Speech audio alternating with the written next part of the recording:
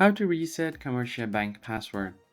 Hey everyone, welcome back to the channel. In today's tutorial, I'm going to show you how you can easily reset your Comerica Bank password. So in order to do that, what you can do first is open up your browser and then just search for Comerica Bank online. Then you can just go ahead and tap on the first link that you see here, comerica.com, and then find the login button at the top right corner of your screen. Once you do that, you'll see this pop up to log in. So first thing you do is enter your user ID and password to log in, but if you forgot your password, tap on the forgot password page. Here you need to provide different fields to recover it.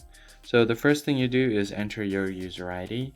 Once your user ID is entered, just go ahead and enter the email address that's registered to your account and then simply tap on next. They will then send you a verification code on your email, which you can use to reset your password or enter a new one. Then you can use the new password after confirming it and then use it to log into your account securely.